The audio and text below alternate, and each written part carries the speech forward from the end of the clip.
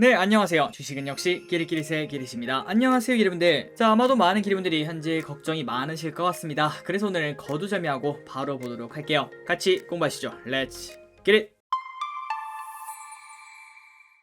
자, 일단 지금 현재 위치를 확인해 보도록 하겠습니다. 지금 현재 길분들이 보시다시피 2900에서 3050 그 사이에서 무려 5주 동안 이렇게 재미없는 흐름이 나타나고 있는데요. 그런데 그 와중에 빨간색보다는 파란색이 더 많은 걸 확인할 수 있습니다. 그러니까 양봉보다 음봉이 많았다는 거는 그만큼 증시가 전강후약이라는 거겠죠. 그렇기 때문에 길분들의 피로도가 지금은 최상 정도가 아닐까 이러한 생각을 해봅니다. 그런데 그 와중에 5주 동안 열심히 쌍바닥을 찍으면서 야, 이제는 조금 반등해주지 않겠나 이러한 생각을 했는데, 아니 이게 무슨 소리일까요? 갑자기 바이러스가 생겼습니다. 처음에는 지속적으로 나왔듯이 별거 아닌 변이 바이러스다 이러한 생각을 했는데, 이번에는 조금 상황이 심각하다는 걸 생각을 해볼 수 있습니다. 그래서 결국 금요일날 우리는 이렇게 많이 빠지게 됐고요. 그 다음에 이어서 유럽장, 미국장 전부 다 폭락을 했죠. 그렇기 때문에 당장 월요일날 큰 하락을 피하지는 못할 것 같습니다. 그래서 결국 다음 주에는 2900을 뚫고 내려갈 거다 이러한 생각을 해볼 수 있는데요. 그렇다면 결국 5개월 연속 음봉은 없다 그러한 생각을 가지고 있었는데, 이번에는 그 어렵다던 5개월 연속 하락을 피하지 못할 것 같습니다. 물론 우리는 알고 있습니다. 동특이전이 가장 어둡다는 걸요. 그리고 지금은 충분히 어두워진 것 같은데 이러한 생각을 해볼 수 있는데요. 그렇기 때문에 정말 심플하게 지금부터 1년 버티면 당연히 올라있겠지 이러한 생각을 해볼 수 있습니다.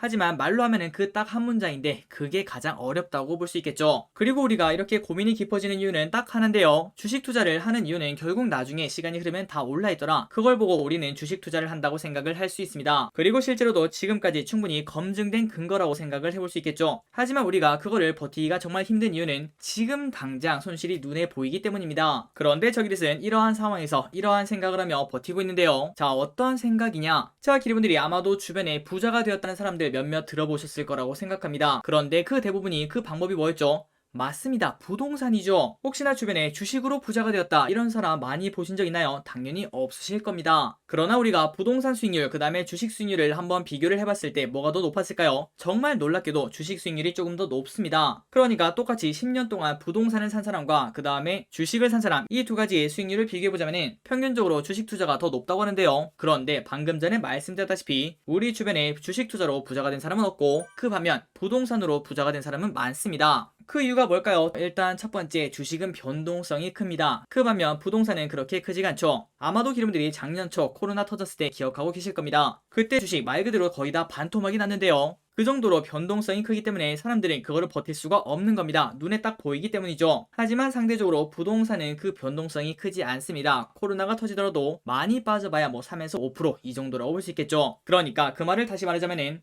설령 부동산이 가격이 많이 빠지더라도 우리가 그게 무서워서 사는 집을 팔진 않지 않겠습니까? 아마도 많은 사람들이 야, 이 가격에 못 팔지 하면서 그냥 그 집에서 산다고 볼 수 있습니다. 그러나 그 반면 주식 투자는 이러한 변동이 있으면 우리는 그걸 버티지 못하고 바로 매도를 하죠. 그래서 저기릿은 이것 때문에 부동산으로 부자가 된 사람은 있는데 주식 투자로 부자가 된 사람은 많지 않다고 생각합니다. 바로 한 단어로 설명할 수가 있겠죠. 오랫동안 그냥 버틸 수 있는가 없는가. 그래서 저기릿은 이렇게 장이 안 좋을 때는 이러한 생각을 하면서 멘탈 케어를 합니다. 그러니 저는 부동산처럼 팔 수 없는 주식을 가지고 있다 이렇게 생각을 하는 거겠죠. 자, 이러한 생각이 기리분들에게 도움이 되실지는 잘 모르겠습니다. 하지만 기리분들이 생각을 정리하시는데 도움이 꼭 되었으면 좋겠습니다. 자, 다음으로 넘어가도록 할게요. 여기서부터는 빠르게 보도록 하겠습니다. 현재 코스닥은 잘 버티고 있었습니다. 코스피보다는 좋은 흐름을 나타내고 있었죠. 하지만 코스닥도 이렇게 쭉 떨어지고 있고, 그 다음에 월요일날 좀 하락을 피할 수 없기 때문에 코스피와 마찬가지로 일단 다음 주 초반은 안 좋을 확률이 매우 높을 것 같습니다.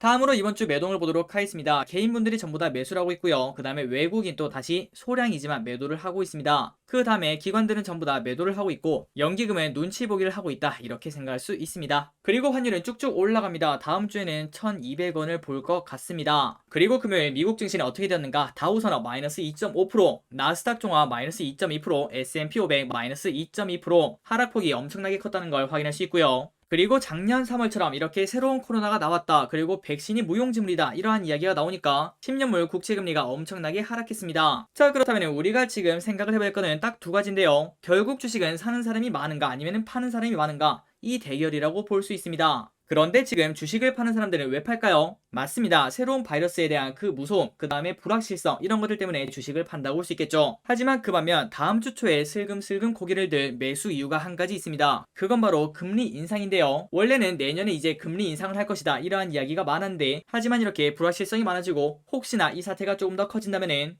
야 이거 상태가 좀 심각하네 금리 오를 때가 아니야 이러한 생각이 나오며 다시 증시는 그 부분에서 또 환호를 할 수 있다는 거겠죠. 그렇기 때문에 이 사태가 어디까지 이어질지는 그 누구도 모를 겁니다. 하지만 처음에는 그 불확실성 때문에 매도하는 사람들이 많다가 시간이 흐르면 흐를수록 야 결국 코로나 어차피 해결했잖아 그리고 이번에도 당연히 해결할 거고 우리는 이미 그 방법을 알고 있으니까 이때가 오히려 저가 매수하니까 그리고 플러스 야 이거 금리 인상 잘 못하겠는데 그렇다면 또 증시가 랠리를 할 수 있겠다. 이러한 생각에 가면 갈수록 매수세가 많아질 거라고 생각을 해볼 수 있습니다. 그러니 지금부터는 이러한 부분을 잘 생각을 해야 된다. 이렇게 볼 수 있겠죠. 그리고 다음으로 빅스는 이렇게 급등을 했습니다. 당연하겠죠. 다음 주에는 어떤 식으로 흘러갈지 윗골을 달고 내려올지 아니면 더 올라갈지 관심있게 봐야 될 것 같습니다. 그래서 뉴스 기사를 통해서 한번 마지막 정리를 하고 넘어가도록 할게요. 자 방금 전에 보시다시피 미국장이 나쁘게 마감했습니다. 오미크론 변이 공포에 3대 지수가 2%대 하락을 했다고 하네요. WHO가 금요일 저녁에 신종 변이 바이러스를 오미크론이라고 이름을 지정을 했다고 합니다. 진짜 완전 오미크론입니다. 그리고 계속 보자면 WHO는 예비 증거에 따르면 이번 변이가 다른 우려 변이와 비교해 재감염의 위험을 증가시키는 것으로 보인다고 합니다. 자 그렇다면 어떻게 될까요? 당연히 항공주는 급락을 했고요. 그 다음에 수요 급감 우려로 원유 가격도 하락을 했습니다. 다음으로 안전자산이 미국 국채 가격은 상승했으며 그 말은 국채금리가 하락했다는 거겠죠. 그래서 지금 많은 투자자분들은 방금 전에 말씀드렸던 그 시각입니다. 지금 단계에서는 알려진 게 거의 없다. 미지의 불확실성 이것 때문에 매도한 사람들이 많다고 볼 수 있고요. 그 반면 다른 투자자는 이렇게 말했습니다. 연휴 기간이라 적은 거래량이 있었는데 그 사이에 폭락이 나왔기 때문에 결국은 장기적으로 보면은 지금이 매수 기회다 이렇게 말했다고 하네요. 자 참고로 코로나 바이러스는 이러한 방식으로 지금 이름을 만들고 있습니다. 알파, 베타, 감마, 델타 우리가 최근까지 가장 시끄러웠던 게 델타인데 시간이 많이 지났나 봅니다. 여기 보면 람다도 있고요. 그 다음에 뉴베니가 있었는데 이제는 오미크론 여기까지 왔다고 하네요. 자 물론 이게 끝까지 가서 오메가까지 나온다고 이 사태가 끝나진 않겠지만 결국 우리는 항상 그랬듯이 정답을 찾을 겁니다. 그러니 너무 걱정하지 마시고 오히려 이때 우리가 이렇게 공포심에 사로잡힐 때 저가 매수의 타이밍이 아닐까 이런 부분을 한번 고민을 해봐야 될 것 같습니다. 자 여러분들 어떠한 선택을 하시든 최선의 결과 그 다음에 최고의 결과 나오기를 진심으로 바랍니다.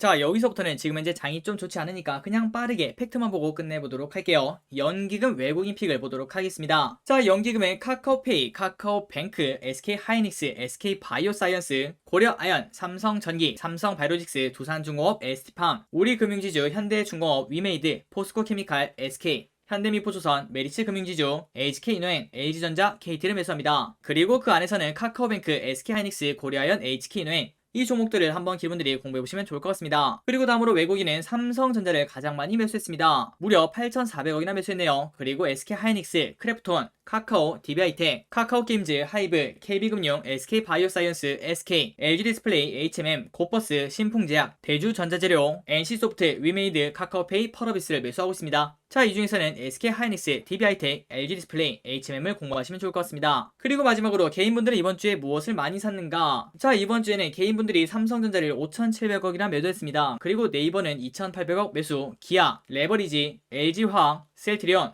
대한항공, 타이거, 미국 필라델피아, 반도체 ETF, 포스코, LG전자, 삼성 SDI, 호텔신라, LG생활건강, 코스닥 150 레버리지, 제이콘텐트리, CJENM, 타이거, 미국테크 탑10 ETF, SK이노베이션, SKIT, 마인즈랩을 매수합니다. 자 다음으로 이번 주에는 어떠한 뉴스가 있었는지 복습을 해보도록 할게요. 그리고 들어가기 앞서 좋아요 누르시면 저 기리시 열심히 공부하는데 매우 큰 힘이 됩니다. 정말 감사합니다. 월요일날 이러한 뉴스가 나왔습니다. 삼성전자 10개월 만에 최대 상승폭, 그게 이번 주 월요일이었죠. 하지만 그때부터 증시가 조금 좋지 않더니 그때 상승한 거 한 반 정도는 되돌리고 있는 상황입니다. 그리고 다음으로 11월에 들어서 삼성전자랑 카카오를 개인분들이 매도하고 있다 이러한 소식이 나왔습니다. 둘 다 11월 중순까지 4천억이나 매도를 하고 있었는데요. 그리고 이번 주에도 개인분들이 지속적으로 매도세를 키워나가고 있습니다. 그 물량은 기관과 외국인들이 사고 있다고 하네요. 그리고 화요일 셀트리온 분식회계 이러한 소식이 나왔습니다. 그래서 그때 셀트리온이 엄청나게 급락을 했고요. 자, 최근 들어 바이오가 정말 좋지 않은데 진짜 나쁜 소식만 연속적으로 나오는 것 같습니다. 그리고 골프 ETF가 지난번에 공부했죠. 출시되었다는 소식입니다. 최근 들어 이러한 ETF들이 조금 흐름이 좋았는데요. 과연 이 골프 ETF는 어떤 흐름이 나올지 관심 있게 봐야 될 것 같습니다. 그리고 수요일에는 미국 바이든이 지금 현재 유가와의 전쟁을 선포를 하고 있다고 했죠. 그래서 미국은 비축률을 방출을 한다, 이러한 소식이 나왔습니다. 하지만 정말 조금 아이러니하게도 오히려 유가는 뛰었는데요. 그 이유가 뭔가 봤더니 이렇게 비축률을 방출해봤자 얼마 되지도 않고, 그리고 플러스 오히려 이게 오펙 플러스를 자극할 수 있다, 이러한 기사가 나왔습니다. 자, 당장 다음 주에 오펙 플러스 회의가 있는데 그때 결과가 어떻게 되느냐, 그거에 따라서 유가의 방향이 정해질 것 같습니다. 그리고 수요일부터 이러한 뉴스가 나왔죠. 코로나 신규 확진자 4,100명대 엄청나게 급등을 하고 있습니다. 이러한 뉴스가 나오며 진단키트 관련주가 슬금슬금 오르기 시작했죠. 그리고 금요일 우리가 보기 싫은 그 뉴스가 나왔죠. 델타의 2배 뉴벤이 남아공에서 확산. 장 초반까지는 괜찮았지만 하지만 시간이 가면 갈수록 야, 이거 좀 위험한 거 아닌가, 이러한 시각이 나오며 주가가 전부 다 폭락을 했습니다.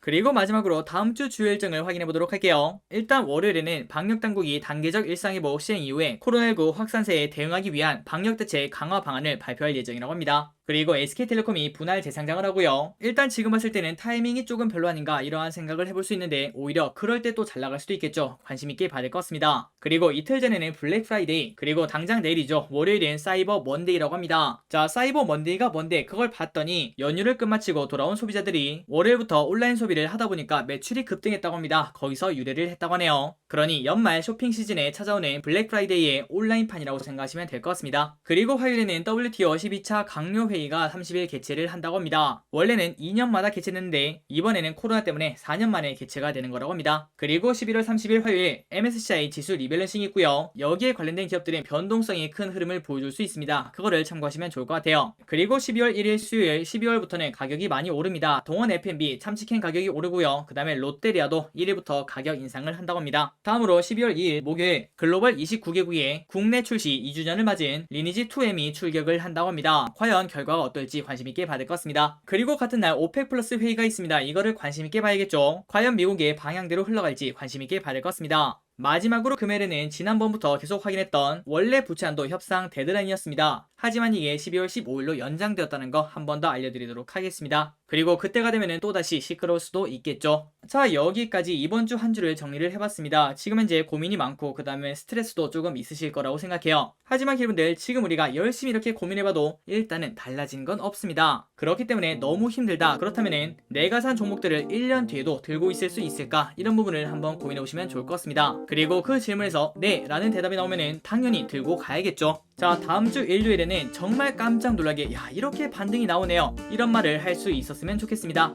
지금까지 기리셨습니다. 빠이요.